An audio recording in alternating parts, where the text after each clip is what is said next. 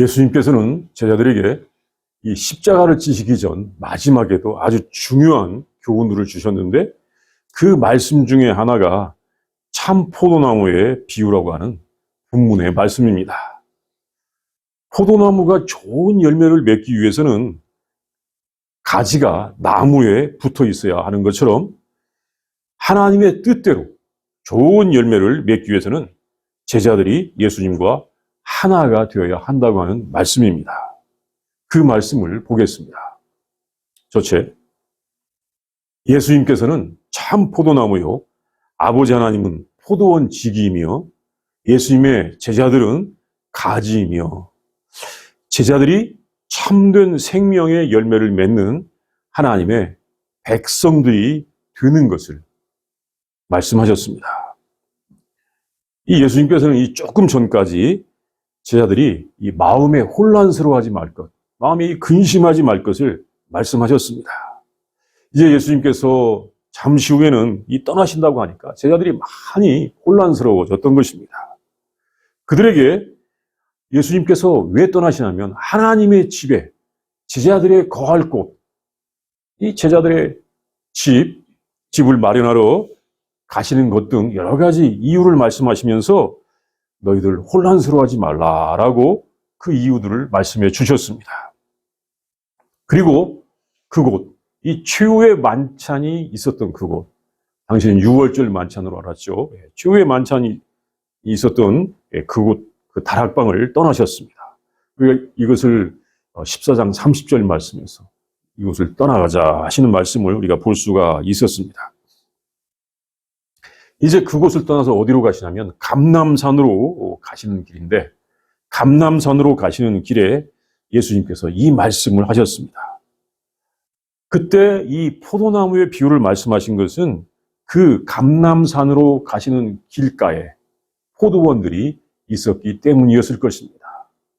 그 다락방에서 감람산으로 가시는 길에 이 포도원들을 보시면서 이 포도나무의 비유를 예수님께서 말씀하셨을 것이라고 그렇게 생각을 합니다. 왜냐하면 비유는 그렇게 그 주변에 있는 것들을 보면서 말씀하셨기 때문입니다. 예수님께서는 포도나무들을 보시면서 예수님께서 참 포도나무라고 말씀하셨습니다.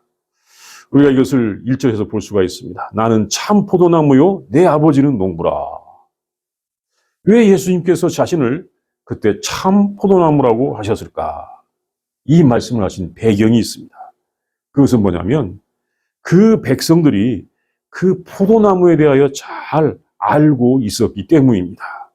특별히 그 유대 백성들을 포도나무라고, 그 유대 백성들을 포도나무라고 비유한 이 구약 성경의 말씀들이 많이 있습니다. 시편에도 있고, 이사야 선지자도 이야기했고, 예레미야 선지자도 이야기했고, 또 에스겔서에도 있고, 또 호세아서에도 이렇게 선지자들이 그 백성들을 가리켜서 포도나무라고 말씀하신 이야기들이, 그 말씀들이 있는 것입니다. 우리가 이 시편 80편 8절에서 볼 수 있는 말씀에도 이 말씀이 있습니다. 주께서 한 포도나무를 애굽에서 가져다가 민족들을 쫓아내시고 그것을 심으셨나이다. 그러니까 그 백성들을 포도나무라고 이렇게 시편에서 말씀하셨던 것입니다. 그리고 중요한 말씀이 있는데, 이것은 이사야서 5장 1절에서 7절에 있는 말씀입니다. 이 말씀은 굉장히 중요하기 때문에 우리가 함께 한번 읽어봐야 되겠습니다. 읽겠습니다. 시작. 나는 내가 사랑하는 자를 위하여 노래하되 내가 사랑하는 자의 포도원을 노래하리라. 내가 사랑하는 자에게 포도원이 있으며 심히 거름진 산에 놀아. 땅을 파서 돌을 제하고 극상품 포도나무를 심었도다. 그 중에 망대를 세웠고 또 그 안에 술틀을 팠도다. 좋은 포도 맺기를 바랬더니 들포를 맺었도다. 예루살렘 주민과 유다 사람들아 구하노니 이제 나와 내 포도원 사이에서 사리를 판단하라. 내가 내 포도원을 위하여 행한 것 외에 무엇을 더할 것이 있으랴. 내가 좋은 포도 맺기를 바랐거늘 들포도를 맺음은 어찌 됨인고. 이제 내가 그 포도원에 어떻게 행할지를 너희에게 이르리라. 내가 그 울타리를 걷어 먹힘을 당하게 하며 그 담을 헐어 짓밟히게 할 것이요 내가 그것을 황폐하게 하리니 다시는 가지를 자름이나 북을 돋우지 못하여 찔레와 가시가 날 것이며 내가 또 구름에게 명하여 그 위에 비를 내리지 못하게 하리라 하셨으니 무릇 만군의 여호와의 포도원은 이스라엘 족속이요 그가 기뻐하시는 나무는 유다 사람들이라. 그들에게 정의를 바라셨더니 도리어 포악이요 그들에게 공의를 바라셨더니 도리어 부르짖음이었도다. 이게 이사야 선지자를 통하여 우리 하나님께서 주셨던 탄식이었습니다. 그곳은 참 이 포도원이었습니다. 하나님께서 극상품 포도나무, 제일 좋은 포도나무를 갖다 심었다고 하셨는데 그 사람들이 좋은 포도 열매를 낸 것이 아니라 들포도 열매, 먹지 못하는 그런 열매를 냈던 것입니다. 그래서 하나님께서 그들을 심판하시겠다고 하시는 말씀, 회개하라고 하시는 말씀을 그때 하시는 것이었습니다. 우리가 이 말씀을 통하여 예수님께서 자신을 참 포도나무라고 하신 이유를 알 수가 있습니다. 그 유대인들은 들포도나무였던 것입니다. 들포도나무였었어요. 이 선지자들이 지적한 말씀들이었습니다. 유대인들이 하나님께서 원하시는 열매를 맺지 못하였다는 그 선지자의 말씀들은 하나님께서 원하시는 열매를 그들이 맺지 못했어요. 그 선지자의 말씀, 이게 이사야서에만 나오는 것이 아니라 예레미야에도 나오고 또 에스겔서에도 나옵니다. 이 말씀들은 그들이 심판을 받아서 결국 바벨론에게 멸망하는 이유가 되었던 것입니다. 구약에서 그 백성들이 심판을 받아서 바벨론에게 멸망하고 말았던 것입니다. 그 후에 그들은 이 바벨론에 이제 붙잡혀가서 포로가 되어가지고 하나님께 회개했어요. 하나님의 은혜로 돌아와서는 율법을 연구하고 그 율법을 잘 지키겠다고 열심히 노력하기도 하였지만 여전히 하나님께서 원하시는 열매를 맺지 못하고 있었던 것입니다. 사실 그들이 이 포로로 갔다 온 다음에 참 율법에 대한 그 연구는 참 많이 했던 것을 우리가 알 수 있을 것 같습니다. 그러나 예수님 당시에, 예수님 오시기 전에도 그들은 여전히 하나님께서 원하시는 그 좋은 열매를 맺지 못하고 있었던 것입니다. 우리가 그것을 어디서 볼 수가 있냐면 마태복음 21장 말씀에서 우리가 보았듯이 예루살렘에 오신 예수님께서 이 성전, 예루살렘 성전 부근에 있는 이 무화과 나무가 가서 보니까 잎만 무성하지 열매가 없는 거예요. 그것 때문에 그 무화과 나무를 이 저주하셔서 그 나무가 죽었던 사건에서 볼 수가 있었습니다. 물론 어떤 사람들은 왜 아직 때가 아닌데 그 무화과 나무에서 열매를 구하시고 열매가 없다고 그 나무를 저주하셔서 나무를 죽게 하셨는가 하고 이해를 잘 안 하려고 하는 경향도 있지만 사실은 그 무화과 나무는 그 성전을 상징했던 것입니다. 잎만 무성하지 열매가 없었다는 것입니다. 그것은 당시의 성전, 예루살렘 성전입니다. 이 성전을 중심으로 하는 종교의 활동이 열매가 없었기 때문에 그 성전의 멸망을 예고하시는 것이었습니다. 사실 이것을 보면서 우리는 또 혼돈할 수가 있습니다. 아니, 성전에 사람들도 많이 모였습니다. 매일 엄청난 제사가 드려졌습니다. 성전은 정말 화려했습니다. 생각하면서 왜 성전에 열매가 없었다는 것입니까? 종교 생활이 그것 아닙니까? 라고 생각할 수 있었지만, 생각하기도 하겠지만, 우리 하나님께서는 우리 예수님을 통하여 그것은 열매가 아니라고 말씀하시는 것입니다.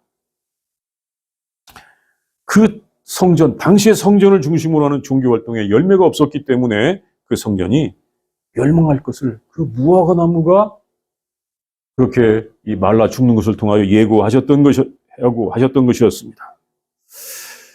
이 당시의 성전을 중심으로 하는 그 의식들, 그 예전들은 하나님께서 보시기에 참다운 열매를 맺지 못하는 것이었습니다. 아직도 그들은 들포도 나무들이었던 것입니다. 예수님께서는 이제 하나님께서 원하시는 좋은 열매를 맺을 수 있는 참 포도나무로 오셨습니다. 새로운 포도나무였습니다. 그리고 하나님께서 원하시는 그 열매들을 맺을 사람들은 예수님의 제자들이었습니다. 예수님의 제자들이 이제 그 포도 열매를 맺어야 되는 것이었습니다. 예수님의 제자들은 열매를 맺을 수가 있습니다. 예수님의 제자들은 예수님의 말씀으로 깨끗하여졌습니다. 여기 3절에서 볼 수가 있습니다. 예수님의 말씀으로 제자들이 깨끗하여졌으므로 열매를 맺을 수가 있는 것입니다. 당시의 유대교 성전은 이 부패한 것이 큰 문제였습니다. 성전이 이 기도하는 집이 아니라 강도의 소굴이 되었던 것입니다. 이게 마태복음 나오는 말씀이죠. 네. 강도의 소굴이었습니다. 그리고 그 성전을 중심으로 활동하는 지도자들은 위선적인, 의식적인 그런 사람들이었습니다. 그 모습에 대하여 마태복음 23장에서는 부패하고 탐욕이 가득하여 타락하였다고 하였습니다. 마태복음 23장 25절에서 27절 말씀에 보면 볼 수가 있습니다. 그들은 깨끗하지 못한 사람들이었습니다. 이 사람들은 포도원의 농부이신 아버지 하나님께서 제거할 사람들이었습니다.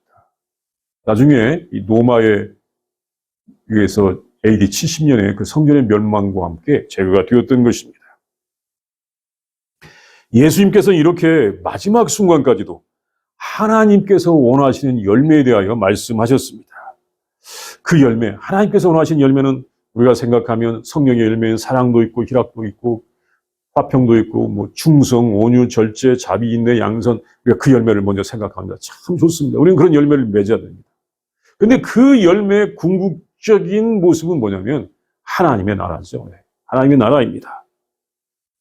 그 열매의 결국은 하나님의 나라입니다. 하나님께서 태초에 창조하신 목적대로 온 세상을 하나님께서 다스리시고 모든 백성들이 하나님께서 원하시는 참 생명을 누리는 것입니다. 우리들이 하나님의 다스림을 받아서 온전한 생명, 하나님의 다스림을 받고 온전한 생명을 누리는 것입니다. 그렇게 되기 위해서는 예수님 안에 있어야 하는 것입니다. 예수님 안에 있어야 한다는 것입니다. 참 포도나무이신 예수님께 붙어있는 가지들이 되어야 하는 것입니다. 하나님의 뜻은 하나님의 나라를 주시는 것이고 그 나라가 아직도 오지 않은 것은 그 나라를 보여주시는 예수님을 모르기 때문이었습니다. 당시의 유대인들이 예수님을 몰랐습니다. 또는 심지어 예수님을 대적하기도 하였습니다. 예수님을 모르거나 대적하고서는 그 하나님의 나라, 그 좋은 하나님 나라를 알 수가 없는 것입니다. 그 나라는 십자가에서 죽기까지 하신 예수님과의 관계에서만 오기 때문입니다. 예수님 안에 거하고 예수님께서 우리 각자 안에 오실 때 그때 오기 때문입니다. 우리가 예수님 안에 거해야 되고 예수님께서 우리 각자 안에 계실 때 그 하나님 나라가 오는 것입니다. 하나님의 나라를 찾는 모든 성도들은 예수님 안에 있고 예수님을 영접하여 예수님을 모셔야 하는 것입니다. 그래서 예수님의 십자가의 대속을 보면서 예수님의 사랑과 하나님에 대한 순종을 알아야 하는 것입니다. 예수님께서는 이렇게 참 포도나무의 비유를 통하여 일단은 유대인들이 예수님을 모르기 때문에 진정한 하나님 나라의 열매를 맺지 못하고 있는 것을 말씀하셨습니다. 참 그 당시에 예수님을 대적하는 유대인들이 예수님을 모르기 때문에 진정한 하나님 나라의 열매를 맺지 못하는 것 안타까워하시면서 말씀하신 것입니다. 그리고 또한 예수님을 믿고 따르는 제자들, 우리들에게도 교훈을 주셨습니다. 이것은 제자들도 시간이 지나서 유대인들처럼 타락하고 부패하면 그 열매를 맺을 수 없다는 것입니다. 깨끗해야 열매를 맺는 것입니다. 깨끗하다는 것은 탐욕을 부리지 않고 위선적, 가식적이지 말아야 하는 것입니다. 참으로 안타까운 것은 많은 경우에 있어서 신앙으로 시작을 하였지만 육체의 탐욕으로 끝나는 경우가 많았습니다. 믿음으로 신앙으로 나간다고 하면서도 그 탐욕을 극복하지 못하는 경우가 많았습니다. 이런 경우들은 예수님 안에 있지 않은 경우입니다. 이런 때 사람들이 보기에 입은 무성하게 보일지 몰라도 아직 하나님께서 원하시는 열매는 없는 것입니다. 둘째, 예수님께서는 기도에 대하여 중요한 말씀을 주셨습니다. 예수님의 이름으로 기도하는 것은 예수님 안에 거하고 예수님 말씀이 우리 안에 거하는 것입니다. 이 요한복음 15장 7절의 말씀, 너희가 내 안에 거하고 내 말이 너희 안에 거하면 무엇이든지 원하는 대로 구하라. 그리하면 이루리라는 이 말씀은 아주 참 중요한 말씀이고 기도에 대하여 그 참 모습을 우리에게 보여주시는 말씀입니다. 이 말씀은 또 일찍이 이 14장 13절 14절의 말씀, 너희가 내 이름으로 무엇을 구하든지 내가 행하리니 이는 아버지로 하여금 아들로 말미암아 영광을 받으시게 하려 함이라. 내 이름으로 무엇이든지 내게 구하면 내가 행하리라. 이 말씀을 더 명확하게 하고 있습니다. 이 말씀에서 기도가 이루어지는 응답에 대하여 공통으로 말씀하셨습니다. 15장 7절에 이루리라 이 말씀, 또는 14장 14절에 내가 행하리라 하는 기도가 이루어진다고 하는 같은 말씀입니다. 이렇게 기도가 이루어지게 하는 것은, 기도가 이루어지는 것은 예수님의 이름으로 구하는 것인데, 이것은 우리들이 예수님 안에 거하고 예수님 말씀이 우리 안에 거하는 것입니다. 우리가 예수님의 이름으로 구한다. 이게 그 14장 14절의 말씀은 바로 15장 7절에 있는 대로 우리가 예수님 안에 거하고 예수님 말씀이 예수님 말씀이 우리 안에 거하는 것이라는 것입니다. 기도가 이루어지는 그 핵심은 예수님의 이름으로 구하는 것입니다. 예수님의 이름으로 기도하는 것입니다. 더 정확하게는 예수님 이름 안에서 구하는 것, 예수님 이름 안에서 구하는 것입니다. 우리들이 예수님 안에 있고 예수님의 말씀이 우리 안에 있는 것입니다. 우리가 예수님 안에 있고 예수님 말씀이 우리 안에 있는 것, 이것이 기도가 이루어지는 핵심인 것입니다. 사실 예수님의 말씀이 우리 안에 있다면 우리는 기도할 때 자기 중심적인 기도를 할 수가 없는 것입니다. 예수님 말씀이 내 안에 있다면 어떻게 기도하겠습니까? 정말로 예수님께서 말씀하신 대로 하나님의 나라를 구하는 기도를 할 수밖에 없습니다. 하나님의 의를 구하는 기도를 할 수 있는 것입니다. 하나님의 나라와 하나님의 의를 구하는 기도, 하나님 중심적인 기도를 할 수 있는 것입니다. 이렇게 기도한다면은 그 말씀대로 이루어지는 줄로 믿는 것입니다. 너희가 기도한 대로 다 이루어지는 줄로 믿으라 라고 말씀하신 대로 그렇게 믿으면 되는 것입니다. 그리고 그대로 행하면 되는 것입니다. 여기서 행할 때 이렇게 행한다는 것은 역시 예수님의 말씀 안에서 행하는 것입니다. 사실 보면 이 기도의 응답에 대해서만 많이 강조하는 경우가 있습니다. 자, 무엇이든지 원하는 대로 구하라. 다 이루리라. 이 요한복음 15장 7절 후반전의 말씀, 무엇이든지 원하는 대로 구하라. 그리하면 다 이루리라. 이 말씀만을 강조하고 이 말씀만을 어디다가 이렇게 슬로건으로 붙여놓는 경우도 보았습니다. 근데 더 중요한 것은 예수님께서 앞부분에 하신 말씀입니다. 너희가 내 안에 거하고 내 말이 너희 안에 거하면 무엇이든지 원하는 대로 구하라. 그리하면 이루리라. 그 앞부분에 있는 말씀, 너희가 내 안에 거하고 내 말이 너희 안에 거하는 것, 그것이 더 중요한 말씀인 것입니다. 정말 이것을 보면 중요한 것은 누가 원하느냐 이것입니다. 주님의 말씀이 내 안에 있다면, 또 우리가 주님 안에 있다면 내 중심적인 내가 원하는 대로 구하는 것이 아니고 주님께서 원하시는 대로 구하는 것입니다. 우리 주님께서 원하시는 대로 구하는 것. 그래서 주님이 원하시는 기도를 드릴 수밖에 없는 것입니다. 이 기도는 주님께서 이루어 주십니다. 따라서 우리의 기도는 내가 원하는 것을 구하는 것이 아니라 예수님 이름 안에서 예수님께서 원하시는 것을 구하는 것이 진정한 그리스도인의 기도인 것입니다. 그래서 옛날에 기도를 참 많이 열심히 하신 분들이 있었는데 수도원에 계신 분들이었죠.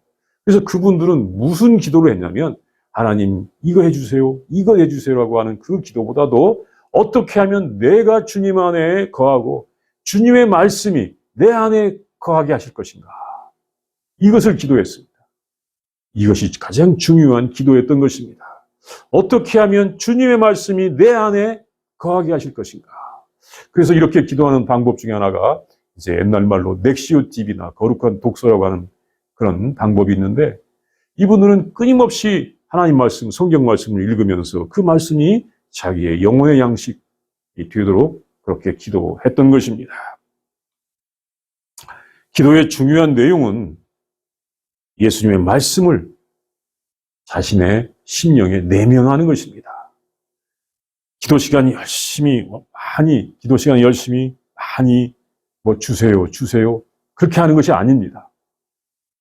중요한 것은 말씀을 읽고 그 말씀이 자기의 심령에 내면화되게 하는 것, 그것이 중요한 기도라는 것을 예수님께서 제자들에게 이렇게 이 포도원의 비유를 말씀하시면서 이 포도나무의 비유를 말씀하시면서 하셨던 것입니다. 우리는 기도할 때 예수님의 이름 안에서 기도해야 됩니다. 이것은 우리가 예수님 안에 거해야 하고 주님의 말씀이 내 안에 거하도록 하는 것입니다. 주님의 말씀이 내 안에 거하도록 하는 것, 이것이 진정한 기도라는 것입니다. 셋째, 예수님께서는 그 제자들이 예수님의 계명을 지켜 예수님의 사랑 안에 있으라고 하셨습니다. 예수님의 계명을 지키는 사람이 예수님의 사랑 안에 있는 사람입니다. 예수님의 계명을 지킨다. 예수님의 계명을 지킨다. 이것이 우리들이 해야 하는 가장 중요한 것입니다. 우리가 우리의 이 신앙에서 가장 관심을 가져야 할 것은 무엇입니까? 어떤 사람들은 이 신앙에서 관심을 갖는 것이 구원이나 은혜나 평안이나 안식, 복 받는 것, 이것들에 관심이 많은데 사실 이것은 우리가 하는 것이 아닙니다. 여러분, 구원을 스스로 합니까? 내가 구원을 받을 거야. 내가 구원을 할 거야. 구원을 스스로 하는 게 아닙니다. 평안을 누리도록 하는 것도 우리가 하는 것이 아닙니다. 샬롬 평화 하면서도 그 평화를 못 누리는 사람들이 있죠. 그 평화만 누리겠다고 해서는 그 평화를 누리지 못합니다.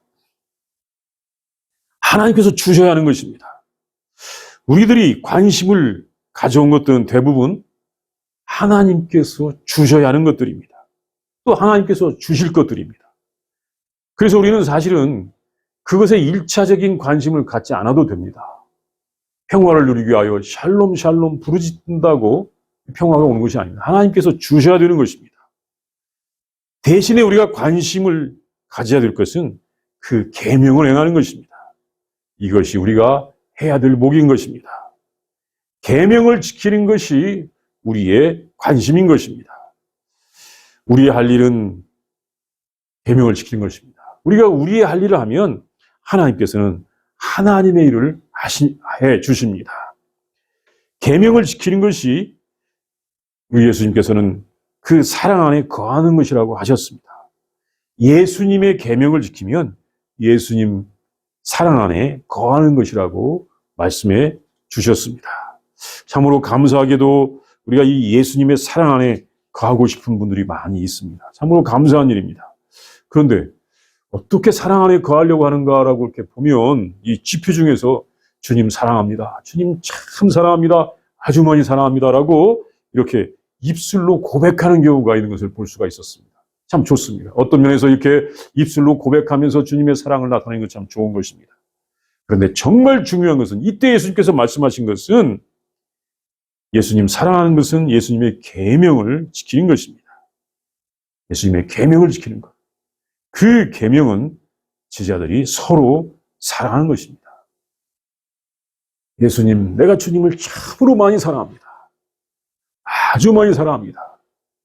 이렇게 말하지 않더라도 주님의 계명을 지켜서 정말 이 옆에 있는 이웃, 그 이웃을 사랑하면, 서로 사랑하면 주님께서 네가 나를 사랑하고 아신다는 것입니다. 서로 사랑하면 그것이 예수님을 사랑하는 것이 되는 것입니다. 우리가 이 서로 사랑하면 굳이 말로 고백하지 않더라도 우리가 주님을 사랑하고 있는 것을 주님께서 아시는 것입니다. 우리가 이 하나님을 믿는다는 것은 서로 사랑하는 것입니다. 서로 사랑하는 믿음의 중요한 내용입니다. 사실 이 사랑이 열매를 맺고 예수님의 제자가 되었다고 하는 증거가 되는 것입니다. 서로 사랑하는 것이 하나님의 백성의 참 모습입니다. 이 하나님께서 원하시는 예수님의 제자들과 예수님을 대적하는 사람들의 다른 점은 서로 사랑하느냐, 그렇지 않느냐는 것이었습니다. 예수님을 대적하던 바리새인들이나 서기관들은 그 사랑이 없었습니다. 사실 바리새인들이나 서기관들이 사랑하는 것 같은데요, 그들이 가만히 보면 구제도 하는 것 같고 선행도 하는 것 같습니다. 그런데 그들이 사랑이 없었다니요, 이렇게 우리가 생각할 수도 있습니다. 그 바리새인들의 또 서기관들의 모습에 대하여 예수님께서 마태복음에서나 또 마가복음에서 이런 말씀하셨습니다. 특별히 이 마가복음 7장 6절 말씀을 보면 이 말씀을 볼 수가 있습니다. 이르시되 이사야가 너희 의식하는 자에 대하여 잘 예언하였도다. 기록하였으되 이 백성이 입술로는 나를 공경하되 마음은 내게서 멀도다. 사람의 계명으로 교훈을 삼아 가르치니 나를 헛되이 경배하는도다 하였느니라. 이게 이사야 29장 13절의 말씀을 주님께서 인용하신 말씀인데, 그 사람들이 이 계명은 지킨다고 하면서도 마음은 없다는 것이었습니다. 마음은 없다. 참 중요한 말씀입니다. 아니, 마음이 없어도 사랑만 하면 되는 거 아닙니까? 그렇게 생각할 수도 있습니다. 그렇습니까? 사랑의 기본은 마음으로부터 시작하는 것입니다.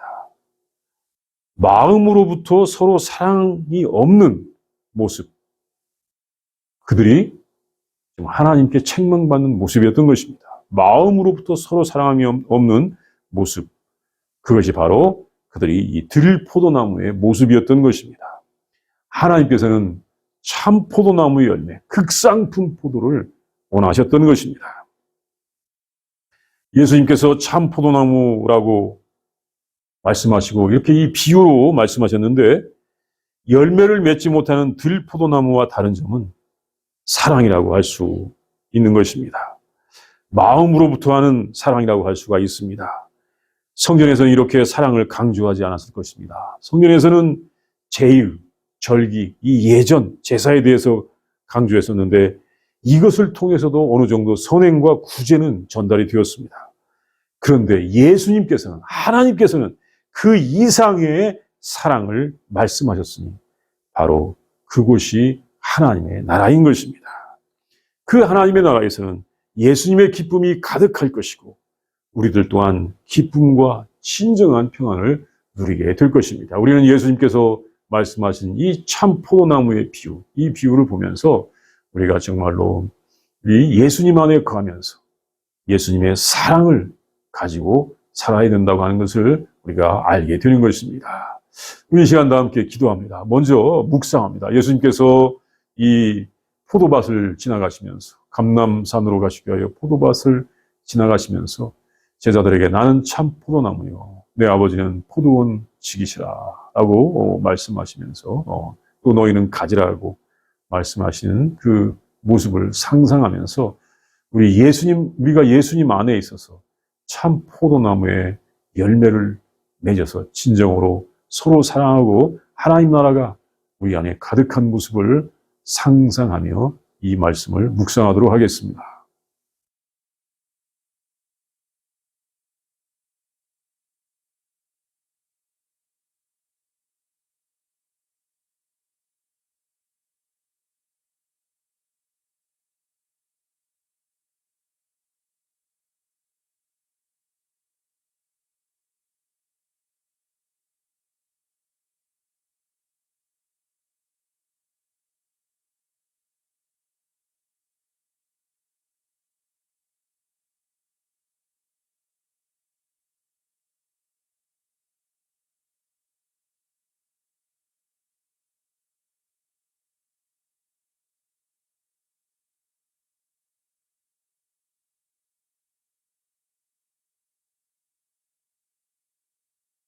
하나님 감사합니다. 하나님의 아들 예수님을 통하여 우리에게 하나님의 나라를 알게 하여 주시니 감사합니다. 하나님, 우리가 예수님을 통하여 정말로 하나님의 나라를, 하나님 나라의 열매를 맺게 하여 주시옵소서. 예수님 안에 있게 하여 주시옵시고, 예수님 말씀이 우리 안에 있어서 하나님의 나라에 그 아름다운 열매가 가득하게 하여 주시옵소서. 하나님의 사랑이 온 땅에 가득하게 하여 주시옵시고, 우리가 참으로 예수님의 기쁨과 주님께서 주시는 평안을 진정으로 누릴 수 있도록 인도하여 주시옵소서. 온 땅에 하나님의 사랑, 은혜, 기쁨이 가득하게 하여 주시옵소서. 모든 사람들이 예수님 앞에 나올 수 있도록 인도하여 주시옵소서. 예수님의 이름으로 기도합니다. 아멘.